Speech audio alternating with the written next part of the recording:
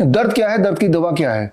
दर्द बहुत तरह से हो सकते हैं, फिजिकल पेन, मेंटल पेन। आज हम फिजिकल पेन की बात कर लेते हैं। अगर आप कैंसर के पेशेंट हैं, आप दर्द से बेहाल हैं, अर्थराइटिस के दर्द से बेहाल है, किसी ट्यूमर के दर्द से बेहाल है, या फिर किसी इंजरी की वजह से दर्द से बेहाल है, कोई गैंग्रीन का पेन है, तो ये जो वीडियो है, इस वीडियो के माध्यम से आपका दुख और दर्द थोड़ा कम हो सकता है। यहाँ हम बात करेंगे आपकी, यहाँ हम बात करेंगे मेरे एक पेशेंट कीर्ति की, लेकिन उससे पहले कुछ इतिहास की बात कर लेते हैं, बैटलफील्ड की बात कर लेते हैं। जब अचानक कोई इंजरी हो जाती है, बुलेट शॉट लग जाता है, कोई चाकू या कोई और हथियार से जख्मी हो जाते हैं, तो क्या उस वक्त ऑन द स्पॉट हमें दर्द होता है? इसको समझाने के लिए एक उदाहरण लेते हैं, मेजर शैतान सिंह का एग्जाम्पल। 1962 की बात है, लद्दाख में राल जंगला बॉर्डर पर तैनात थे अपने 124 सोल्जर्स के साथ, जब हजारों चीनियों ने अचानक हमला कर दिया। मैं बात कर रहा हूं इंडो चाइना वॉर की। और तब इंजर्ड होने के बावजूद भी एक पोस्ट से दूसरे पोस्ट बिना किसी कवर के वो भागते रहे, लीडरशिप देते रहे। अंत में वीर गति को प्राप्त हुए और उन्हें परम वीर चक्र से नवाजा गया।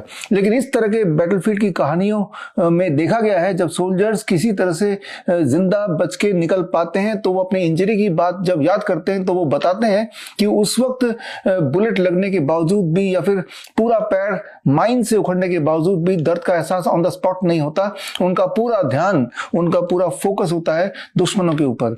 तो यहां ये बात समझनी होगी कि दर्द कैसे होता है, क्यों होता है, क्यों ऐसा होता है कि इंजर होने के कुछ समय बाद दर्द का एहसास होता है, क्यों ऐसा नहीं होता कि इंजरी हो गई और उसी वक्त एहसास हो गया दर्द का। एक एग्जांपल अब मैं आपका ले लेता हूं। इमेजिन कीजिए, कई बार ऐसा हुआ होगा आपके साथ कि आप सुबह बड़े जल्दी में थे, आपको ऑफिस जाना, किसी काम पे जाना, और जल्दीबाजी में आपका पैर बिस्तर के किसी कोने से टकरा गया, आपने ध्यान ही नहीं दिया और अपने काम पे निकल पड़े। लेकिन शाम को जब आप वापस आए, तब आपने जब कपड़े उतार रहे थे, तो आपका ध्यान गया कि जहां पे चोट लगी थी वहां पे सूजा हुआ है, काला पड़ा हुआ है, नीला पड़ा हुआ है। तब उस वक्त पहली बार दर्द का एहसास भी हुआ। यानी कि इंजरी हुई सुबह और शाम को जब वापस आए, जब इंजरी पे नजर पड़ी फर्स्ट टाइम, तब आपको दर्द का एहसास हुआ। तो there is gap between the time you were injured and the time when you felt the pain for the first time. तो यहां समझना होगा कि पेन का ट्रिगर आपका ब्रेन देता है, ब्रेन डिसाइड करता है कब पेन देना है, कब नहीं देना है।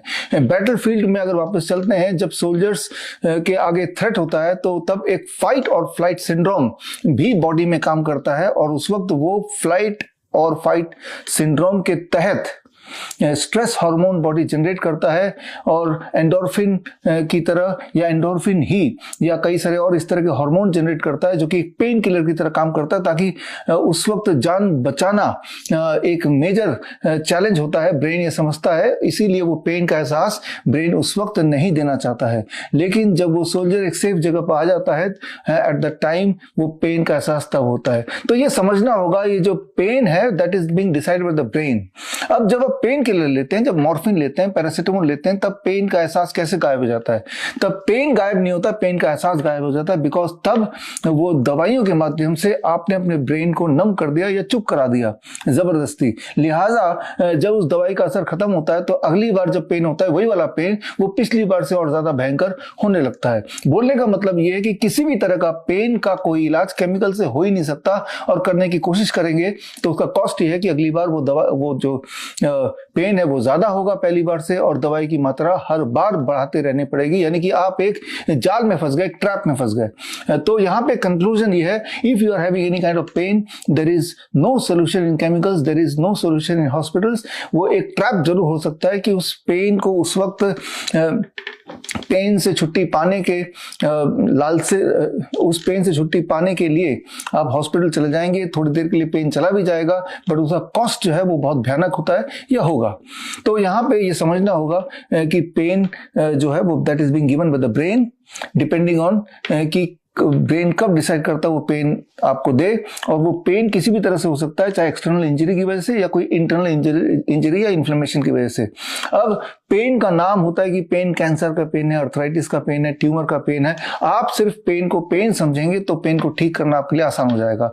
इसको समझाने के लिए मैं अब अपनी एक पेशेंट कीर्ति की बात करता हूं। सूरत की कीर्ति, 50 साल की, सूरत यानी कि गुजरात में।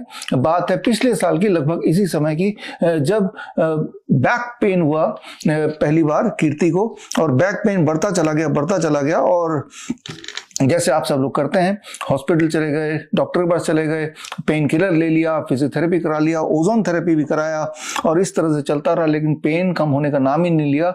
मैं बात कर रहा हूँ कीर्ति की। Finally on June 2024 civil hospital Surat गई और वहां पे डायग्नोस हुआ कि भाई आपको तो अर्थराइटिस है। फिर डायग्नोस हुआ आपको तो स्पाइनल ट्यूबरक्लोसिस है, यानी कि अब इन दोनों बीमारियों की दवा चलने लगी इस उम्मीद से कि पेन खत्म हो जाएगा। लेकिन जैसे मैंने बताया कि पेन की कोई दवा नहीं होती, और पेन को दवा से कम करने का मतलब कि अल्टीमेटली आप पेन को और बढ़ाने ही वाले हैं। और यही हुआ कीर्ति के साथ। By the time it was December 2024 और जनवरी 2025 कीर्ति का पेन बढ़ता ही गया, असहनीय होता गया। बट लकीली फॉर कीर्ति 2025 में जनवरी महीने में 12 जनवरी को कीर्ति ने हमारे ऑफिस में कांटेक्ट किया, और फिर कीर्ति का केस हमने डॉक्टर नमिता के हवाले कर दिया। Kirti she is in Surat, doctor Namita she is in Delhi. और फिर अब शुरू हुआ इलाज। 20 दिन चला। इलाज के नाम पे आपको पता ही है, DIP diet, hot water immersion, sunlight therapy, living water therapy और हमिंग थेरेपी, और साथ में हॉट वाटर इमर्शन के साथ अमली and some deep breathing exercise. जब हम अपने बॉडी को एक माहौल देते हैं तो बॉडी के अंदर वो इंजरी और इन्फ्लेमेशन के ठीक करने की जो शक्ति है वो बढ़ जाती है, और इतनी बढ़ जाती है वो पेन जिससे वो परेशान थी फॉर मोर देन 1 ईयर, वही वाला पेन 20 दिन के अंदर लगभग 100% तो नहीं, आज की तारीख में 80% ठीक हो गया। और ठीक होने के बाद अब मैं उम्मीद करता हूं अगले 10-15 दिन में वो 100% ठीक हो जाएगा। अब जरा सोच के देखिए, कीर्ति अगर हमारे पास नहीं आई होती और अगर उन्हीं डॉक्टरों के जाल में फंसी होती, जैसा कि आप में से बहुत लोग फंसे होंगे भी, तो पेन का क्या होता? पेन सिर्फ और सिर्फ बढ़ता रहता, डायग्नोस्टिक बढ़ती रहती, दवाइयां बढ़ती रहती, और तब तक ये चलता जब तक कि आपकी जान और माल दोनों ना चले जाए। तो यहाँ पे कंक्लूजन ये है कि अगर आप अपना पेन को कम करना चाहते हैं तो बड़ा सिंपल है कि जब आप प्रॉपर न्यूट्रिशन देते हैं, that is what is DIP diet, and then when you give heat, body के किसी भाग जहां पेन है वहां किसी मीडियम से अगर हीट पहुंच जाए तो याद रखिए हीट आपकी इम्यूनिटी को ट्रिगर करता है, और पूरी इम्यूनिटी सोल्जर की तरह वहां इकट्ठा होके वो जो मूल कारण है, द कॉज, उसको ठीक करने की कोशिश करती है, और रिजल्ट ये है कि आपका पेन आराम मिलने लगता है, पेन ठीक होने लगता है। तो अभी मैं आपको कीर्ति से मिलाता हूँ। कीर्ति से बात की हमारे टीम के डॉक्टर संजू ने, और कीर्ति का जो एक्सपीरियंस है वो कीर्ति अपने जुबानी खुद बताएगी, और उस एक्सपीरियंस से आई एम श्योर कि आपको ये समझ आएगा कि दर्द की दवा कोई फिजिकल ड्रग या कोई केमिकल नहीं है। दर्द को ठीक करने के लिए आपको आपके बॉडी को एक पर्टिकुलर एनवायरनमेंट देना है, और इसके लिए सालों साल वेट करने की आवश्यकता नहीं। दर्द को ठीक होने के लिए कुछ एक दिनों की जरूरत है जिसमें वो दर्द ठीक हो ही जा सकता है। दर्द को जब हम नाम देते हैं तो कैंसर की दर्द है, तो अब डॉक्टर कैंसर की दवा देने लगेगा। ये अर्थराइटिस की दर्द है तो डॉक्टर अर्थराइटिस की दवाई देने लगेगा। ये तो स्पाइनल ट्यूबरक्लोसिस की वजह से दर्द है, तो डॉक्टर ट्यूबरक्लोसिस की दवा देने लगेगा। और जब वो दवा देगा यानी कि वो ब्रेन से इंटरफेयर कर रहा है, और इंटरफेयर करने का मतलब अब आपका जो दर्द है वो बढ़ने वाला है, बढ़ता ही जाएगा।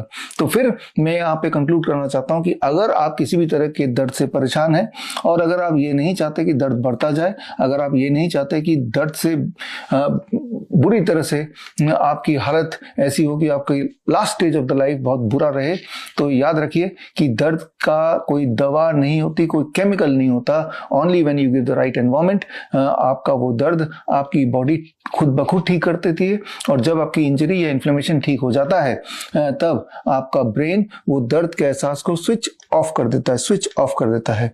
ये बड़ी सिंपल जानकारी है, और अगर आप परेशान हैं किसी भी तरह के दर्द से, तो पूरे देश भर में हमारे क्लिनिक है, डॉक्टर BRC क्लिनिक @home। तो आपके शहर में जो क्लिनिक है वहाँ पे जाइए, और जाके हमारे जो एक्सपर्ट हैं जो डायरेक्टली मुझसे ट्रेंड है उनसे मिलिए, और आप देखेंगे कि बड़े से बड़े दिखने वाली बीमारी का आसान आसान से आसान इलाज घर बैठे ही हो सकता है या होता है।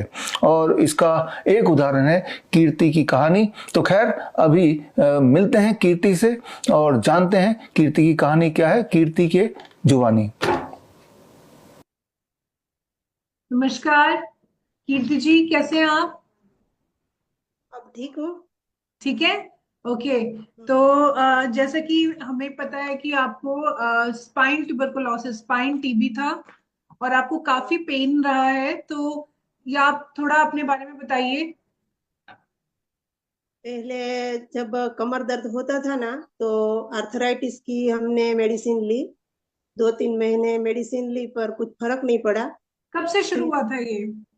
कमर दर्द तो पहले 2 साल से हो रहा था। ओके।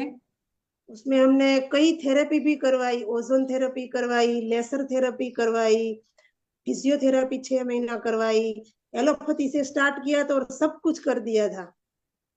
फिर ओके। थोड़ा कम हो पेन, पर नीचे में नहीं बैठ सकती थी, झुक भी नहीं सकती थी। फिर हम्म। किसी ने कहा कि ये बहुत डॉक्टर है, इसको आप बताओ, तो हमने ऑर्थोपेडिक को फिर से दिखाया। हम्म। उसने 2 महीने की मेडिसिन दी पर कुछ ज्यादा फर्क नहीं पड़ा। फिर उसने बोला कि आप एमआरआई करवा लो कि कहीं और कुछ डैमेज तो नहीं हुआ है ना। फिर हम्म। उसने एमआरआई करवाया तो हम्म। टीबी हुआ और आर्थराइटिस भी आया, घाव हो ओके। गया था। ओके। और फिर आपने डॉक्टर बीआरसी को कैसे, मतलब हमारे बारे में आपको कैसे जानकारी हुई कि डॉक्टर बीआरसी ट्यूबरकुलोसिस को मतलब ट्रीटमेंट देते हैं, डाइट के थ्रू ठीक करते हैं पेशेंट्स को? आप ये वाली जर्नी बताइए, आपने हमें कब कांटेक्ट किया और कैसे कैसे आपने डॉक्टर नमिता के अंडर अपने आप को ठीक किया? एक बार मैं न्यूज देख रही थी ना, तो सिद्धू जी का मैंने न्यूज देखा था हम्म। कि जो वाइफ है ना, वो कैंसर पेशेंट थी। वो न्यूज था। हम्म। तो भी मैं हेल्थ कॉन्शियस बहुत हूँ अपने बारे में। तो हम्म। मैंने गूगल पर सर्च, ये कौन डॉक्टर है जो नेचुरोपैथी से कैंसर ठीक कर सकता है। और हम्म। गूगल किया, फेसबुक पे, इंस्टाग्राम पे मैंने कई वीडियो देखे। तो हम्म। फिर कृष्णा का वीडियो था ना, वो मैं देख रही थी, उसमें लिंक थी कि वो क्लिक करके फॉर्म सबमिट कीजिए और अपनी बात बताइए। फिर मैंने वो फॉर्म सबमिट किया और मैं हम्म। ग्रुप में गई। ओके। और आपने क्या क्या चीजें फॉलो की? आपने डीआईपी डाइट फॉलो किया आपने, और क्या क्या चीजें फॉलो करी हाँ, ताकि मतलब आपने कैसे ठीक हुए? जो बताया था ना, डीआईपी डाइट, रो डाइट, वो मैंने स्ट्रिक्टली फॉलो किया। सनबाथ भी घंटे 2 घंटे लेती थी, 0 वोल्ट थेरेपी भी लेती थी गुड। और हल्दी का काढ़ा भी लेती थी और 3 टाइम अम्ली खाने से पहले। और ओके। सुबह के बाद ही मैं ब्रेकफास्ट लेती थी और 5:30 बजे मैं डिनर खत्म कर लेती थी। गुड। और हमिंग थेरेपी भी की है आपने? हेलो। हमिंग हमिंग थेरेपी भी करी थी आपने? हाँ, ब्रीथिंग भी किया था, सांस बाहर फेंकने वाली, और हमिंग भी हर रोज 15 मिनट। Good, very good. और अब आपका क्या कहते हैं, अब आप कोई मेडिसिन लेते हो? जैसे आप एंटी ट्यूबरकुलर मेडिसिन लेते थे, तो वो मेडिसिन आपने बंद कर दी? जब से फॉलो किया ना, 12 जनवरी, अगले दिन से ही मैंने बंद कर दी मेडिसिन। यानी कि 20 दिन में ही आपने 80% फायदा आपको मिला है।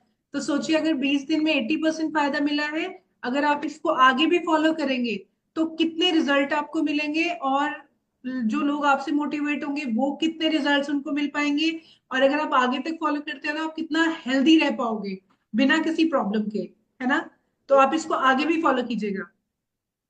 80% में ठीक हुई, पर कमर में, पर अभी जो सर्वाइकल और जो पीठ में है ना, D6 और 7 में, हम्म। वहां अभी थोड़ा ज्यादा हो रहा है। ओके। पहले होता था ना, ओके। पहले बहुत ज्यादा, पर इसके लिए कमर में ठीक हुई हो। ओके, इसके लिए आप बिल्कुल डाइट फॉलो करते रहिए, डॉक्टर नमिता के आप उनके कांटेक्ट में रहिए। ठीक है, वो आपको हेल्प करेंगे, वो बहुत मेहनत कर रही हैं सब पे और पेशेंट्स बहुत अच्छे से रिकवर कर रहे हैं उनके हेल्प से। तो आप अपने आप को अपना 100% उनको दो, वो आपको डेफिनेटली हेल्प करेंगे। ठीक है। और आप बहुत जल्दी, आपको जो 20% जो चीजें बची हुई हैं वो भी आपको बिल्कुल आप रिकवर कर जाएंगे। Okay. Okay. Okay. Thank you so much. ठीक है कीर्ति जी, मैम आप हेल्दी रहिए। ओके, अपना ध्यान रखिए। नमस्कार।